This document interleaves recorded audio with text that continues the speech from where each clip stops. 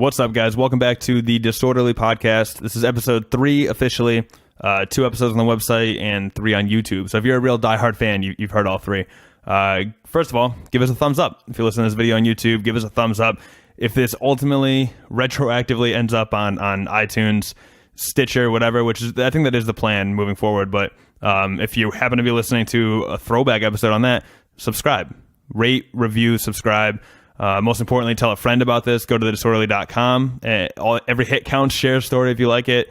We're really trying to build this thing. So this week's episode is a bit of a piecemeal episode. First, we had David St. Martin sitting down with his buddy, Andrew Volpe, and they discussed the new Justice League movie. So I think it's probably, I listened to it and went through and edited it. My name is Nick Risner, by the way. Terrible hosting. But I went through and edited it, so I listened to the whole segment, and I think it's probably about as fair of a review as you're going to get. Because you have some people who are just really, really against this movie. Hated every piece of it.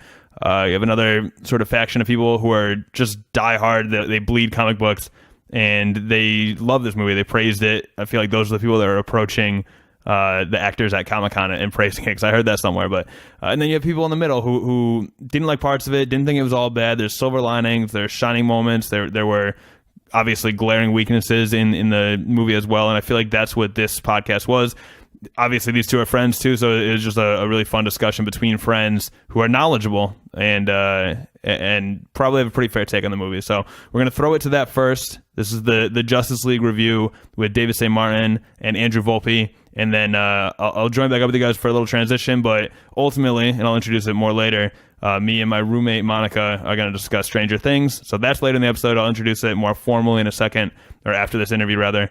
But here's Andrew Volpe and David St. Martin discussing the new Justice League movie. Enjoy. All right. So what did you think of this nightmare? Was it a good? What did you think? I'm here with my buddy Andrew Volpe, by the way. He's much more well-versed in the sort of the comic book world than I am. But, you know, he's kind of, you tuned into the show last week, of course. Right, of course. So, yeah, we had Damon on last week, and he kind of he got us prepared for this whole thing, giving us all the background and all the nerd regalia that I can't kind of muster up. I'd say you're probably my number 2 nerd. Oh, you know sweet, Yeah, sweet. So I've got a couple nerds. I'm glad I made the list, the top 5. Exactly. So what did you think of this thing? Well, I kind of, dude, never thought I'd say it, but I'm like a little superheroed out. I know, I need my nerd card revoked, but, yeah, it's just like fucking, it was good. It was not, well, yeah, good is subjective in this case. It's good in the sense that it wasn't Batman versus Superman, which I guarantee you everyone will say. But yeah, it's like I was thinking about it. Like I actually had to, like I realized right after seeing this movie that it had left so little effect on me. I could feel it like leaving my memory as I was driving home from it. So I was like, okay, I gotta like try to, what can I pull from this? Like what is the main takeaway from it? And for me, it's like, I'm glad to see DC kind of getting their stride a little bit. It's just like, I wish they were there 5 years ago. And that's, that's the main obvious big problem is like, the thing I noticed is that this movie is also another like kind of course correction. And it feels like all of these DC movies have been kind of course corrections. And this one was, I think the thing I found most interesting about it, even though the movie itself wasn't super interesting, you play that game, especially where movies where you find out the director gets fired in the middle of it, you kind of play the like, ooh, who directed this shot and which one's a retake and stuff like that. So that was interesting to kind of just like try to peel through the layers of what must have been producer's notes, like littered throughout the whole thing. Yeah. So yeah, I think I'll get more out of it, less from the time I spent in the theater and more times just debating with other fellow nerds like yourself right here. I'm king of the nerds. Yeah. Everyone's talking about the mustache. Yeah. To me, like I knew of the mustache and I still it didn't bother me, but some people are super upset about it. Some people saying it destroyed their experience. I just don't really care. I mean, Well, like the mustache, it was weird because I tried to go into this not reading any reviews or anything like that. Though the one little fucking, scrolling through Facebook thing that I picked up was, watch out for the upper lip, was it Uncanny Valley upper lip? And I don't know if it was reading that kind of made me hone in on it or whatever, but I did notice that. And I was like, I noticed it in a lot of scenes, which made me wonder how many Superman scenes were reshot. So the next day after seeing it, I was like, and the other thing I remembered was seeing production skills from the set of Superman and his iconic black costume, which I thought was kind of cool. I think they have ruined the Death of Superman storyline. They fucked that up and blew past it and so quickly, but like this was like a minor aspect of that I was like kind of interested in, but since we're not doing spoilers at all, like it doesn't full spoilers. What are you talking about? Okay, well, oh, sorry. I mean, so much of the movie already. Well, sorry. I meant since we are doing spoilers, yes, the black costume, Superman does show up, but not in his black costume, which I was like, led me to believe that a substantial amount of his footage had been reshot, and then it turns out like pretty much almost all the Superman footage had been reshot. So, well, what the hell did they plan to do? What is Zack Snyder's original plan? Yeah, what did he want with Superman? Because he was only in it for like what the tail end of the second act. They bring him back, and then he's barely he's kind of, I don't know. It's a weird thing because I thought Superman was pretty good. Get him in there, get him front and center, have him be a bigger part of this movie. I feel like the first two acts are them just kind of moping around and getting the shit kicked out of him by these insect bugs and shit. I mean, they're the worst. I mean. Well, the worst. No, we'll get to the villain, but I mean, I remember watching previews. Like, do they just have like these weird, like, am I watching Attack of the Clones or something? Am I watching, a Star Wars prequel? You know what I mean? Yeah. Why? Yeah. It just, the trailer, I knew I did not have a lot of hope when I looked at the trailer, and the trailer looked like an extended cut of that scene from Batman versus Superman with all the bugs in it or whatever. And I like Batman kicking the shit out of some bugs every once in a while too, and that's cool, but it also just feels like CGI pandemonium. Like there was like, it wasn't as bad as I thought. Like that's the same thing as like I saw the trailer and had like the worst expectations because I thought it was just going to be chaotic, awful CGI constantly, and there was a fair amount of that, but like it's like chaotic CGI cacophony, and then like okay, you got a couple of funny throwaway lines pandering to fans. So I'm not saying I'm totally okay with it, but I'm glad that there was like a few silver linings here and there. I mean, because like to me, I felt like I could really tell the reshoots were sort of the failed attempts at added humor. Yeah. When they've got Batman making multiple jokes about the fish. Yeah. And I'm like, all right, you're in a pretty close set. Mm-hmm. Batman looks,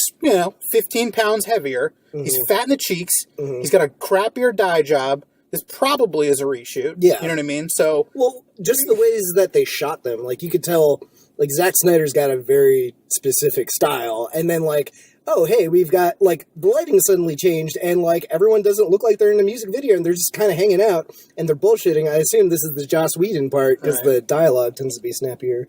But the interesting thing is, and it's, once again, this is the part that I will find infinitely more interesting than any superhero storyline you're going to throw at me, is, like, I'm a big fan of, like, they've been coming out with a lot of documentaries on, like, lost movies, quote unquote, which are essentially like, this director had this brilliant vision and then it got taken away from them and we'll never get to see their brilliant vision, blah, blah, blah. And the truth of the matter is, it's always better to wonder about that movie that never was than actually see it and be disappointed.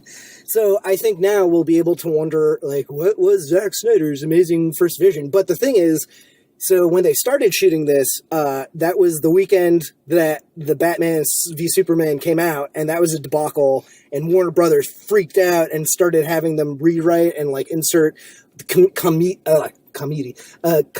and, like, just witty dialogue and stuff like that. So you had that layer of stuff, and then they brought in Joss Whedon, and then there was the whole thing with Zack Snyder's daughter unfortunately dying, which is terrible, so Joss Whedon took over. So basically, when they were starting out, like DC was already kind of like pulling up the reins on Zack Snyderiness, and then they did apparently a round of reshoots before Joss Whedon took over, and then they had the Joss Whedon reshoots. So you're looking at a movie that's been reshot twice and had major rewrites. So the real question is like, the real interesting thing is like, what was the original movie? You know, like clearly whatever plot they threw together was like kind of like, okay, we got to make a best of a bad situation. Like this villain is dog shit, you know, blah blah blah. So once again, the whole thing is like feels like it's their struggle is the course correction, and you know, it's almost, even though I didn't like what Zack Snyder was doing with the originals,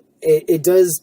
I almost feel some sympathy for him because you can tell like this is not what the characters he was playing with like were the direction they were intending on going. And same thing, like you can see like when you take Zack Snyder's toys out of his sandbox, like the Joss Whedon scenes, like they stood out a little bit more because like the costumes look weirder. Like, you know, like when it's like they're super diesel looking and intense and shit. The goggle effect. Yeah.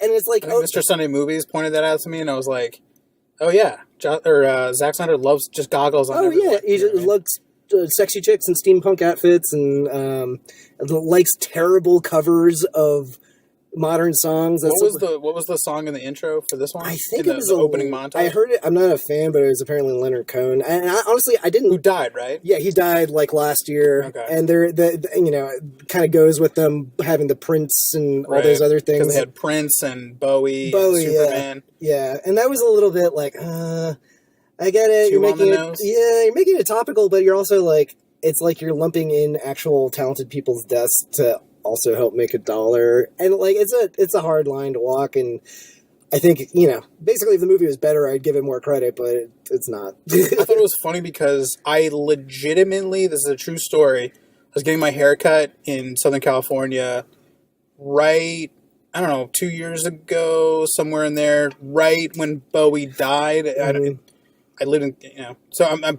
trying to put my timeline together here, but she was convinced, deadpan, straight-faced, that Bowie simply went home. Went back to his home planet. With Elvis, right? Yeah. You know what I mean? Yeah, and I'm like, oh. And I was like, huh, yeah. Oh, yeah. No, yeah. And then you just have an awkward haircut for the next like 10, 15 minutes, whatever. But, you know, shout out to Bowie. I hope he's enjoying himself on the... Yeah, that lady is probably giving him a haircut on whatever planet he's on. I hope she's listening to this right now. That's right, lady.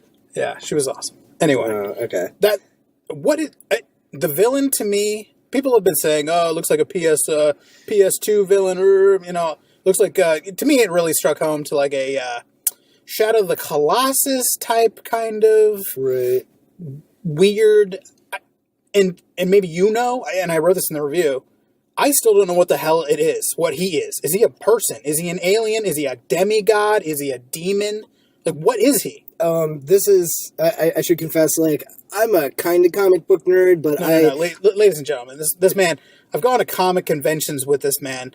I've gone to, what did we go to, Baltimore Comic-Con a couple years ago? Yes. And I can just pull out, like, hey, what about this? He's like, wow, that's a really rare one. You should buy that one. Oh, that was, like, he'll tell you some shit. So. Well, okay, so, anyways, I am friends with, you know, I just bow to the nerdily wisdom of some of the other people I've known in the past. He knows a bigger nerd. He lived with an even bigger nerd in college, yes, right? Several of them, and they were kind of like all the comics that I didn't have the patience for to essentially, you know, go through the entire catalog of. They kind of gave me the Cliff Notes on, so that's kind of a good tie-in because I would not have any fucking clue who the bad guy is. Whose name is Steppenwolf. Right. And every time I heard them mention that, I just kept on thinking of Magic Carpet Ride the entire fucking time.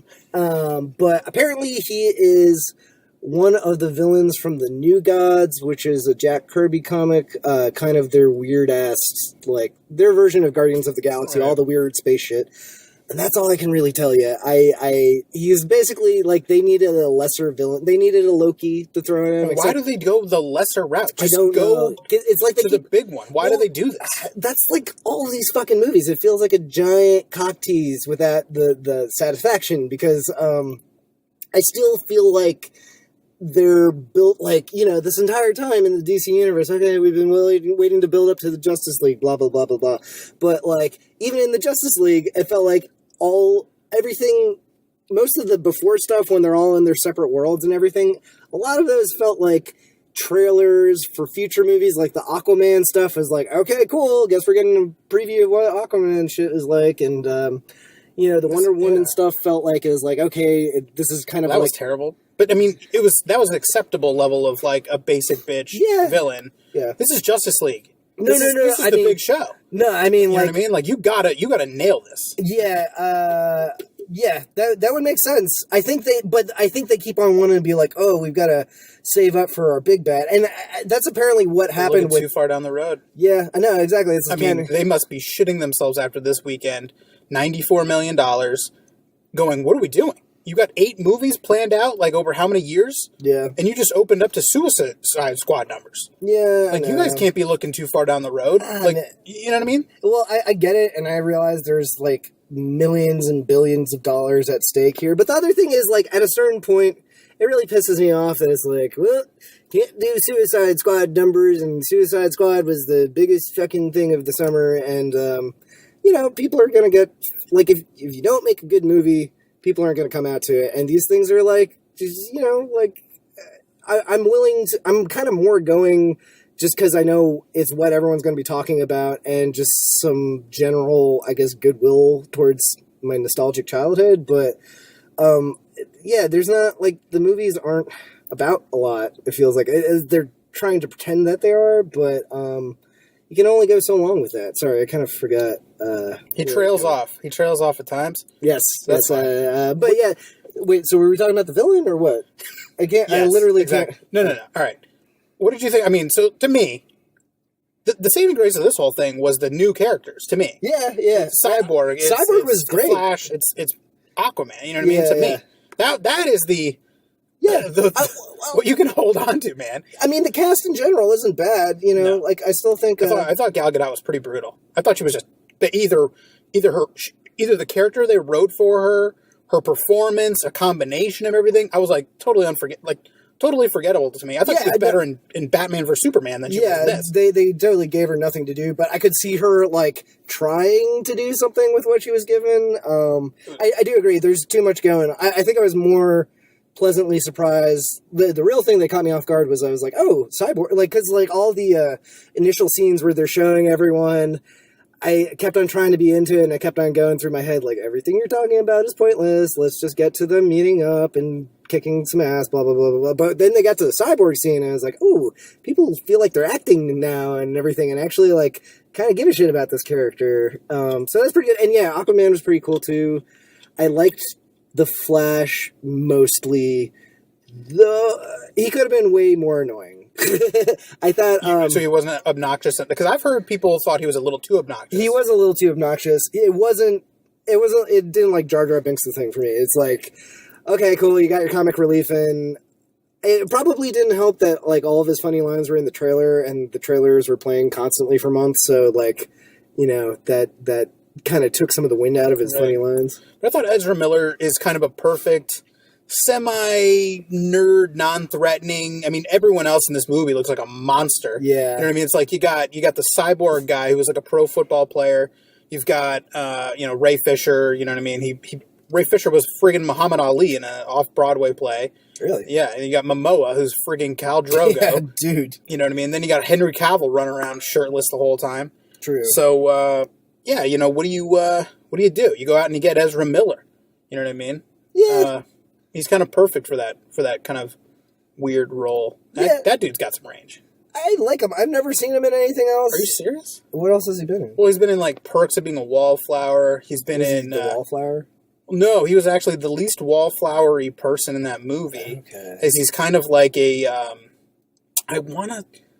let's see, it's been a few years, but I think Emma Watson's in it, some other kids in it, and he's kind of like the flamboyant, like fun gay drama kid. Yeah, but like he's kind of interesting. And then there's something about Kevin.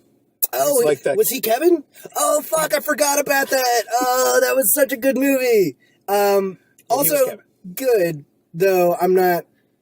He was good. but I don't think that has well, his performance was good, but there were many other things that made that movie good. Tilda Swinton is scary as hell. And I thought at some point she would just kill her small child.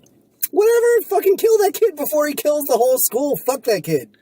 No, that is like, that movie right there is what makes me paranoid of having a child, is what if your kid grows up to be an asshole? And on top of that, what if your kid grows up to be a serial killer asshole? But tough to rein in as it appears, you know what I mean? If Hollywood's taught us anything. Yep. Don't give your kids crossbows, kids. Exactly. So we got Jason Momoa today. He's all pissed off. He's not pissed. But I mean, he kind of came out today and was defending kind of it was great. It was like one of those like, they're like, yeah, what do you think? You're like, your movie didn't make any money and everyone hated it. And his response was like, yeah, I don't really care about that. I didn't search out the reviews. I didn't search out anything. I heard from a small circle of my friends that, this had it's as if he's in some sort of Hawaiian bunker, which I hope he is. You know what I mean? Like just throwing axes and drinking Guinness. I hope that's what he's doing. But yeah, he was like, oh, I went to a comic book convention this weekend, and everyone seemed to love it. And I'm like, yeah, no shit, dude. But and even he kind of admitted that. You know what I mean? But he was just like, fuck, man. He's like, we had way too much shit to try to cram into one movie, especially after Warner Brothers was like, 2 hours. Yeah. Get it done. Kind of glad they did that, though. But it could have been better, but it felt pretty rushed to me. Totally. Like the cuts were hard, man. Oh yeah, you can tell there's like smash cut from this, smash cut to that. Well, that's the thing is like I'm like, oh, can't wait for the DVD special edition DVD to come out with like an hour's already out worth. there, dude. Yeah, so like the Zack Miller cut. I'm sure the Zack Snyder. Okay, yeah. Like Zack Miller. And that's the other thing is like I'm sure there will be more, because that was one of the other things was like Batman versus Superman. Like I didn't hate it, but I definitely didn't like it. And when they came out with a special edition, I was like, okay, cool. They did shoot some of those scenes. Like they did realize there are gaping plot holes, and they just had to cut it because the studio said so. But I felt bad for Momoa because he's like, dude, yeah, we don't have any. I mean, the movie accomplishes pretty much nothing on the origin story of Flash, nothing on origin story of Aquaman. Yeah. It gives you a little bit of Cyborg, right? But and Jason Momoa is saying today, we've got this whole grand movie coming out and all this stuff, and it's going to answer all your questions. But it sounded like they had a lot of stuff with Willem Dafoe as kind of his. Was he supposed to be Steppenwolf? I thought he was. No. He was supposed to be. So he is. So you got Amber Heard as Mira. Right. No, he's the Aquaman villain. Right. No. He's kind of like, I want to say he's kind of like Alfred's, or he's kind of like Aquaman's Alfred. Oh, weird. Okay, I totally got that wrong. So I'm looking forward to that. Yeah, I thought he was Nudis Volko. Nudis. But the movie, I mean, it's got like Nicole Kidman in it. I mean, it's got some real people in it. Yeah, man, I'll Dolph watch. Lundgren. Hello. I mean, yeah. Patrick something? No. I wish it had Professor X? Yeah, I wish it had Sir Patrick Stewart in it. Strap a fish ass onto him. He'll do whatever. Exactly. Yeah, Amber Heard. I'll look. Were you at all concerned about how crappy it looked when they were doing underwater? I was, and like the entire time I was watching that sequence, I was like, "Ooh, so this is the interesting quandary that we'll have to come up with: is how do you do a movie where everything takes place in water?" Well, that's what James Wan has been saying. Like, that was the biggest problem. Yeah, I'm sure that's why it went through like 5 directors or something before they landed on him. And that's the thing is like. James Wan's a really solid director, and he's probably got a good plan, but the fact... And which of the Fast and Furious has he done? The good ones. He rescued them. For the record, let's clarify that. 4 through 6, maybe 7. No, 4 through 6? No, wait, I might be getting confused. That's easy. James Wan... Now, how many Saw movies has he done? Okay, yeah, so James Wan did Saw 7, and then he did... Wait, hold on. Didn't he do the first Saw? No, sorry. He did Saw 1, and he did Fast and Furious 7. Fuck. Okay. And then he did the, the... You guys don't have anything to worry about. This movie is going to be incredible. Yes, Saw it'll 1, be amazing. Fast and Furious 7. Yeah. We're going to be... Those were the good ones of those movies. Actually, I've you never have to tell me. I've never seen Fast and the Furious before. Well, aside beyond 3. I would watch Fast and the Furious movies on the bus back and forth from New York, like a year and a half after they came out, because the bus company that was obviously just a drug smuggling ring run by the Russian mafia, they had pretty poor taste in movies. So I saw the Denzel Washington train movie. I saw that about 6 times. Unstoppable. And then I would see like every other Fast and the Furious, and I'd be like, wait a second, what the hell? I remember last year, Vin Diesel was like, trying to kill this woman, and now she's trying. Yeah. You can't get too emotional. This is Vin Diesel. We need to take these cars into space. I remember the one from Brazil. I think that was the last one I saw when they were in Brazil. I think that was Fast 5. Whichever. I don't know why I know this, because I've never seen these fucking movies, but apparently Fast 5 is the best. And yeah, so he watches these in the middle of the night on Saturday. I swear to God, I don't. Yeah. No. Deep Showtime Extreme, 5 a.m. I wish people would like respect me more than the nerdy, boring shit I listen to or watch. But, all right, final thoughts, anything? Yeah. Are you hopeless for this? Where do they go from here? I mean, I think it's good. Like, basically my biggest thing with it is, the ship hasn't fully turned, but it's like getting there, so I'm kind of happy about that, but it's also like, just kind of wish that they fucking get there. Stop thinking of ahead of the ball, stop thinking of behind the ball, and I think that's what Joss Whedon's trying to do. But it just, these enterprises are big, hulking, multi-million-dollar things with lots of moving parts, so they'll probably get there. I'd say, I'm less interested in Justice League. I think it's the little things. Like, Joss Whedon's going to do a Batgirl movie. That'll be good. Wonder Woman 2. They'll find their things that work, and then they'll just keep on doing it. It's just, it's interesting to see them try to force something into the zeitgeist that will not go. It's painful and sad to watch. I don't think it's as bad. People are saying, blow it up, dude. Yeah. Just take 5 years off, blow it up, reinvent the universe and all this stuff. Man, just hang in there, guys. Yeah, just hang in there. Just keep trying. You're all in anyways. Yeah. Just fucking stick to it. Give it another couple of years. You're already this deep. Exactly. You're too deep. Why put on a raincoat, baby? You're soaking wet. Just let it rock. You know what I mean? Just keep going, baby. It's all right, baby. Don't worry, Warner Brothers. Just keep spending those $150 million movies. Fuck. You guys are good. All right. That's it. Thank you guys so much. All right. Have a nice night, guys. And there you have it. Hope you guys enjoyed the review of Justice League. So me and my roommate Monica watched Stranger Things. She just finished. I finished a little earlier because, you're listening to me on a podcast like this. I obviously watch a lot of TV, so I crammed in a weekend. And I actually wrote a review for the website if you're interested in checking that out. Somewhere back in the archives, you have to go back and check. I'm not exactly sure where it is, but please do some digging and try to find that. You can probably Google it. But anyway, I wrote a review for The Disorderly. My roommate just finished, so I had her on to talk about it. A little backstory on this. So I have another podcast I do, the MMA Mad podcast, where I discuss MMA. Honestly, that's evolved into having fighters on and basically talking about whatever. Sometimes MMA, sometimes other stuff. Similar to like a Joe Rogan type podcast or whatever. But my roommate started coming on that for a segment called Outside the Bubble. She knows nothing about MMA, can't watch someone punch somebody. She freaks out about that. Like, just like the perfect candidate for somebody who has nothing to do with it. I'd show her videos and she'd give a sort of hot take. What I discovered was that her brain works like nobody else's. So you hear like a lot of very unexpected responses to questions, I guess I could say, and it's entertaining as hell, to be honest with you. So she'll probably be a staple of this podcast moving forward. Whenever she's seen the same show I have, we'll do these little raps. Plus, she's my roommate, so it's very convenient. It's like a shout down the hallway, and can you do a podcast tonight? So this is us talking about Stranger Things. I think it was a fun interview. I really enjoyed it. I again am Nick Risner, and I'll throw it to that right now. I'll catch you guys after too. There'll be a brief little after show, plugging social media and stuff. But here is me and my roommate Monica talking about the second season of Stranger Things. Spoilers ahead, by the way, so be on the lookout for that. Enjoy, guys. What's up, guys? I'm here with my roommate Monica, who, if you listen to my other podcast, MMA Mad, she's a staple, one of the most popular guests, despite the fact that she doesn't believe me. It's a fact. The last time you came on, the numbers peaked. I'll show you. I'm sure it has nothing to do with Wonder Boy. So this is her Disorderly debut, and I think so David St. Martin's goal with this, as far as other people, was to have people with unique voices, which I told you that, and you took it as an insult, saying that you had like a weird voice. You should say something, by the way. Hi. So I feel like it wasn't about your voice. He means like unique opinions on things. Oh, okay. I feel like you have that.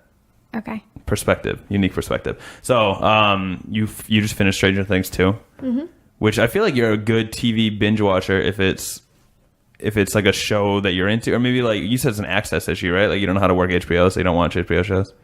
Yeah, and if it's something I want to watch, like I'll watch it before bed because it's interesting. But if it's something I don't really care about, like I'd rather just go to bed. So you only watch TV shows you like? That's an interesting approach. So Stranger Things 2. So I have a series of questions. I guess we'll just go through it. This is kind of this is gonna be a segment within the episode. But I mean, this podcast, this is episode 3 probably. It'll be in that one, and it's changing. It's like I feel like that we don't have a set format lined up yet, so we're just kind of experimenting with things. Okay. But all right, let's get to it. So the all important first question is, who is your favorite kid? And I'm not including 11 because I feel like that's probably a lot of people's favorites. And even if it's not including 11. As far as like the gang goes, who's your favorite kid? So there's Mike, who's like the hopeless romantic type guy or whatever. Lucas, a.k.a. Stalker. Mm-hmm. Will, who is Zombie Boy. And then the Toothless Wonder / Jerry Curl kid that is Dustin. Oh, actually, and then Max, who's new this season. Mm-hmm. All right. Who out of those are your favorite? Or who's your favorite out of it? Yeah, top like who's kid. my favorite, or top rank kid. them? Can you rank them? Start with your favorite. Or do you want start with your least favorite? Let's go to the reverse order. My least favorite, Yeah. Max. You didn't like her? No. Why not? I You don't didn't know. like the character at all? No. Wow. She annoyed me the whole time. Never. I thought she would grow on me, but she didn't. Was it like an attitude issue? I guess like Were you mad 'cause she was trying to steal Eleven's boy? I don't even feel like she was trying to steal No. She just him kinda, at all. Yeah. I don't know. I just didn't like her. I felt like she just had a real chip on her shoulder the whole time. Well, yeah, she's got an abusive stepfather. Spoiler alert. This whole thing's spoiler, sorry. Right? Like, she's probably a little upset about that, I would say. Yeah. And then she didn't wear a dress to the dance, which What'd she bothered wear? me. Like pants or something. Really? Yeah. I didn't. See, this is the unique voice we're looking for because no one else noticed that. It bothered you? She wore pants. She wore pants though. That is weird. Like I think so. I don't know. I was trying to look, and then It had to fit her character. She's like the cool Yeah. tomboy. Yeah. I don't like her. Even the name, Didn't Max. connect with her. She's my least favorite. Okay. So now you got Dustin, Lucas, Mike, and Will. I think I like Mike. Best? Yeah. Okay. Do you want me to give you a reason? Sure. Yeah. Of course. Okay. I like Mike. The end. People tune in for content. Go ahead. I like him because he's like loyal. I feel like To 11. The fact that they called it to all the time? 11 and to like his group of friends, right? Right, like he he was helped like Will not out when no accepting one of else Max, was. and I think that makes me like him Oh, more. so you like him because he also hates Max. Yeah. Gotcha. And that never really, unless I'm not misremembering, I feel like by the end of the show, like I still think he didn't like Max, right? I don't think that ever changed. No, yeah, he stayed true to it. Yeah. Mm-hmm. Interesting. So you guys both hate Max, all right? Mm-hmm. Is that it? You got more reasons? All right. He also helped Will out when Will was like super stressed and everyone else was like not helping him. He like took him aside and helped him out, which was nice, I thought. All right, Dustin, Lucas, Will. Do you need visual clues? No. Think so. I don't know. I like all of them like equally, I guess. They all come in second place. That's a terrible answer, but that's okay. Why? Will, I'm torn on because I feel like he's not even part of the show. Like first he's possessed, right? In this, Right, in this like season. the first season he's like missing. Right. Yeah, and then he's possessed, so you kind of hate him because he's like a monster. But I still like think he's a cute little kid. But I yeah, might you're right. be- We know him the least, so I guess I would rank him like next to Max. Right. I might be like misreading this or whatever, but they all do interviews together all the time. Like the four of them will go on like This Tonight Show or something. And I feel like Will doesn't, and granted he's part of the cast, I guess, but he like wasn't really in, I just feel like he doesn't have the same chemistry as everyone else. Yeah, maybe his parents are more strict and he's not allowed Not allowed to go. to hang out with the cool Yeah. kids. Also, I found out that the closest cast members, there's this show like Beyond Stranger Things. Actually, you got to guess out of all the kids who's closest with. It's not even in there. So 11. Who's closest with 11 out of all the kids? They're like in real life. They're like best friends. What are their names again? Mike, Dustin, Lucas, Will. Lucas. Nope. Oh, Sorry. Will. Oh, really? Yeah, they're like best friends. I guess they're Aw. constantly on Instagram together and stuff. That's cute. I didn't know that. That is cute. All right. This is a much more important question. So, Nancy, big decision. This is the most debated fan topic of the whole show. Whether she continues to date her ex-boyfriend or whatever he is, Steve, or Jonathan, the brooding emo Jonathan. Those are your options. If you are Nancy, who are you dating out of these two people and why? Okay. So I feel like just based on like stereotypes alone, I feel like typically I'd go for Jonathan, right? Like in the show, I'd be like, he's the underdog, like he's that character. But in this case, he's creepy. He's weird. And like, what's creepy about taking his pictures photographs? of girls? Yeah. Like when they're like changing and stuff, like he obviously is not. It's artistic. No, I didn't take it to be artistic. I think he's like creepy and strange. And I don't think he like plays to that stereotype well that I think he's supposed to, because otherwise I would like him more. So I definitely think she should be with Steve. He's way cooler. Especially he like came out of like, I feel like he came out of his stereotype to be like the underdog in a way. I liked him. Yeah, now he's season. definitely the underdog in this season because he's like he's losing the girl he likes and like all this stuff and like helping the kids. Now, somebody, Feidelberg, who's like a Barstool personality, he pointed out that because Steve, it's like the revolution of Steve. There's all these headlines that are like, oh, like why Steve's now our favorite character, or whatever. And he was like, that's bullshit. Steve was cool in season 1, and he like started like, going on this huge rant. He's like, this guy's taking pictures of his girlfriend while she's changing, and then Steve smashes his camera, and he's supposed to be like the bad guy. And it's like he smashed a pervert's camera. Like I have no problem with that at all. Seems fine. He wrote Nancy Wheeler's the slut on the movie theater thing. That wasn't very nice. But then he cleaned it up. So he just overreacted. He's got hormones going through his body as a high school boy. I'm okay with it. And then in season 2, he's definitely cool. He's like the coolest one ever. I'm not a Jonathan guy at all. I wrote that in my review. He sucks. Yeah. Now, not a fan. Introducing a little X Factor. So you have Steve and Jonathan. That's the big debate. But then this year, not that he's related to Nancy at all, we got the introduction of Billy. What are your thoughts? Billy's going to date that Will's mom, I think. No, Mike's mom. Who's the person in this scene, mom. right? It's Mike's mom. Yeah. Yeah. Pretty cool, though. Kind of a bad boy.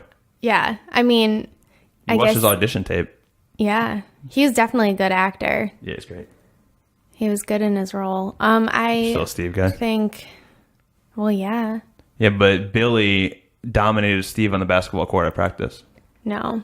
I think Billy has some serious issues he needs to work through. But I do think Billy, because they show like his dad being like, didn't his dad call him, I feel like he called him like a fag or something, which is like pretty edgy right? Or something like that. There's some like edgy language used where I was like, because I still think of Stranger Things as a kid show somehow, but it's definitely not. Definitely not. But it's not like it's like fun. It's kind of like a family show a little bit. It's like a fun, scary show. Yeah. But there's lines that are crossed, I guess. I don't know. Definitely not a kid show. Yeah. Or family show. Okay. All right, so Steve it is. Steve wins. Now, this is just interesting to me. I'm just curious on your thoughts. So Alan Sepinwall, who's like this very, very, very famous TV critic. I think he writes for, the website Up Rocks. No. Okay, I didn't think you would. So that's fine. That's like a big website, but he does TV reviews for them. And I read the review for Stranger Things 2 before it came out because it was like a spoiler-free one. And his point was that this is a one random part, but it made no sense to me. He was like, he thought it was a plot hole that all of a sudden no one cared about Barb in season 1, and then in season 2 she's like a martyr. All of a sudden the whole town's worried about Barb and like all this stuff. And like honestly, I don't think that's like the case really. Like Nancy seemed to care, right? She was going to the parents' house, but I thought the whole point was that everyone forgot about Barb. So did you feel like they like made Barb into like a big deal in season 2? Like the town, not the writers or anything, but no, she still no one cared almost. I don't think no one cared about Barb. I don't think anyone cared about Barb. I think that it shows her parents, like, and they're like, we went to this lawyer. Like, obviously, you imagine that they've been fighting this whole time. Yeah, the parents would care. Right? Yeah. And they're making a bigger deal out of it and, like, got this lawyer. So maybe now people are paying a little more attention, is what I took from it. Well, and so I think the guy was saying it's, like, almost hypocritical to have, like, this whole town all of a sudden care about Barb because season 1, no one really cared about her. But also, someone died, like, at our high school, even if it was, like, some random person. I feel like no one, like, say like some random person that no one really talked to, some like I don't know, loner kid died at our high school. Like, if you're telling me that the whole high school wouldn't all of a sudden like have candlelight vigils and all show up and stuff, like they would. It's just that's how people react to whether she was popular when she was alive or not. Like, it's not. I feel like that as far as a writing perspective, I feel like that was a very realistic way to talk about Barb. But that was like a criticism by this guy. I just didn't. Wasn't it the last like episode that Barb died? I feel like it was right near the end. Did we even have an opportunity to like mourn she was Barb? Missing. Oh. Did we have an opportunity to mourn Barb? I don't know. I feel like we didn't, but I guess I don't remember. She was missing, but then so I guess they probably didn't know she was dead until I don't know. I don't know if they assumed right away because they found the body, but it was like in the upside down world or whatever. So I don't know how that works. I don't know. All right, and then the last person that I wanted to talk about before we get to the controversy, which I'll get to, Bob. What are your thoughts on Bob's legacy? Are you a fan of Bob? He seemed to be like a huge fan favorite. People like him. Do you know the actor? I'm assuming, right, from before the show, or no? Maybe not. You always confuse me. He's in The Goonies. Have you seen that? Yeah. He's the kid in The Goonies. Oh. He's in Rudy, where he plays the guy from Notre Dame. You probably haven't seen that. No, I don't know. I'll show you what it looks like in The Goonies. But he's in like a bunch of stuff. He's actually in. I feel like you probably haven't seen Lord of the Rings. Have you? No. Okay. he's the fat hobbit in Lord of the Rings. What are your thoughts on Bob? Yeah, I felt like he was like so good because he was just such a nice guy, right? Like all around. This guy. Oh, that's so funny. Yeah. Him in The Goonies. He was a nice guy, so I thought maybe it would come around like that he was bad or something, something. Right. So it was like hard for me to connect with him because I felt like something might be coming, but then he just died. I felt really terrible forever questioning Bob. Yeah, you questioned the heart of Bob. That was very rude. I know, but he was a good guy. Do you want to hear a fun fact about... So, the people who wrote this... I might have told you this. I can't remember. Maybe not. The people who wrote Stranger Things, like the directors were the Duffner brothers. Or Duffer brothers? I don't know. But they're huge fans of like all these like Stephen King, Steven Spielberg, all these like 80s... whatever. I mean, you can see a lot of the influences in the show.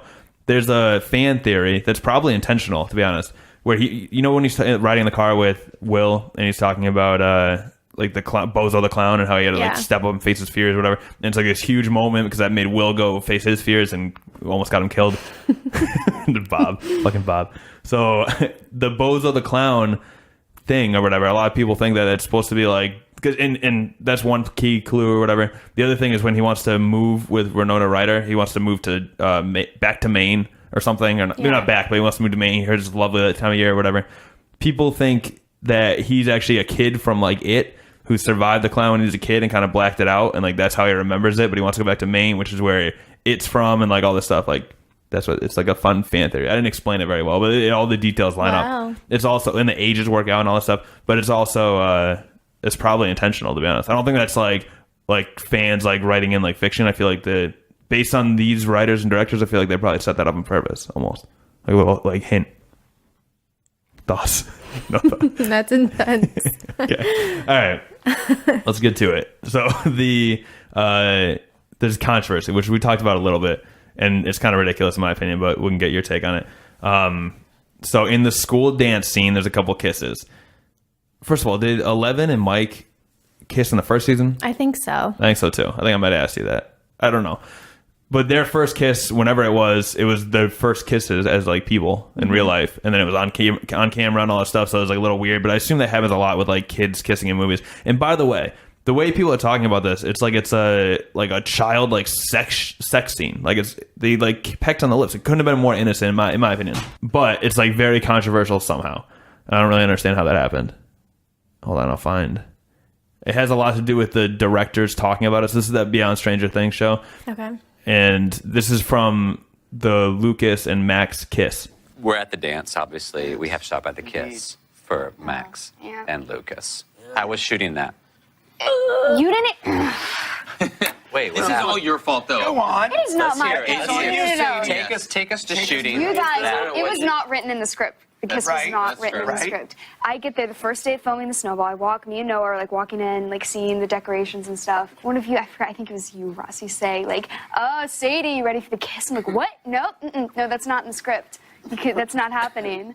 And so the whole day I was like stressed out. You know, I was like, oh my God, wait, am I gonna have Wow, to? is it that bad? You were stressed out the whole day. Okay. No, I was like, wait, like, is it gonna happen? Is it not? And it didn't happen that day. But then the second day of filming the snowball. Yeah, but you reacted so strongly to this. I was just joking. And you were so freaked out that I was like, well, I gotta make her do it now. Do it now. That's what happened. That's why it's my fault. That's why I'm saying it's your fault. Anyways, it's great. I can't imagine without it. Thank you. Well, yeah, you're welcome.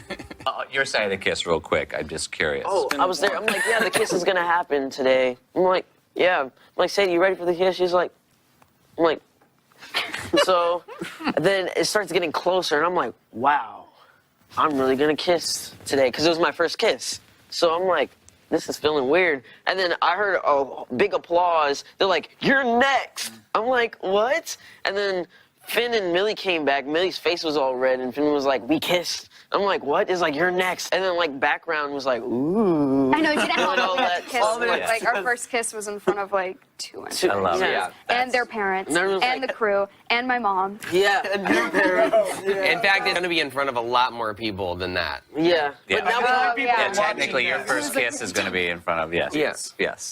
So there you go. Now, the story, apparently, in case you didn't pick up on it, is that it wasn't in the script. They talked about it in a previous episode, Lucas, they were like doing it to mess with them, like the directors. And then she was just like so freaked out about it, they thought it'd be like, oh wow, I didn't realize it was going to be that strong of a reaction. So like, now we got to put it in there as like a not like no longer a joke. It's in there. It's unscripted, whatever. The reaction, people are literally responding back like, they're like, well, what if she was older and it was a sex scene and it was unscripted and they put a sex scene in there? And it's like, but that's like not what it was. So I don't know. I think the video makes it look worse than it is too, because it seemed like he said it's your fault, which is a bad choice of words. They're but like, joking around. I know, and people are literally like taking out like writing articles, so it's written and it's like director says it's her fault. It's like, come on, man. I think people are very sensitive. I feel like I know where you stand on like most of these issues, but what are your thoughts? That's ridiculous. They're obviously joking. She's smiling the whole time, laughing about it. Like it was probably all a joke that day too. She was like probably nervous, so they're like, "Ooh, you're gonna have to kiss someone." You know, like Right. it was all in good fun. Mm-hmm. Like it's not like she didn't want to do it, because I'm sure if she didn't, she would be serious about it and say, "I don't want to do it," and they'd be like, "Oh, that's okay." Right. Well, that's It wouldn't yes. be as fun and silly, and they wouldn't be laughing about it. That was definitely an argument that people were saying. Like, if she actually refused to do it, then it's not like they like forced her. They like wrote it in the script, and she was like nervous about it because she's a kid. Even the way like that scene, I thought was like a kind of a like cute, like funny scene with kids. Yeah. Like, because even Lucas is like, oh, I'm gonna kiss today. Like, it was like so Yeah, just like they're only cute. a thought a little kid would have. Like, just even like be like, I'm gonna kiss today. It's Yeah. really happening. Like, because it's such a big deal because it's their first kiss. They're little kids. I didn't think it. I don't know. Yeah, But this is like this was everywhere. that's crazy. People are very sensitive. Too sensitive. Yeah. All right. Well, that's how I figured you'd feel about that. That'll do it, I guess. So this has been Monica and Nick's recap of Stranger Things. I guess we're getting back to the episode now. So I hope you guys enjoyed the rest of the episode. And as a reminder, give it a like, tell a friend, rate, review, subscribe. Go to thedisorderly.com for all your everything. And I'll see you guys next week. Bye. And there you go. That's a wrap. That is the end of the third episode of the Disorderly podcast. This thing's going to keep evolving. And I think, like I said, I think I said this last week, we're definitely living up to the name of this being disorderly. So I think it's going to be a mishmash of people. We'll be talking about interesting stuff no matter what.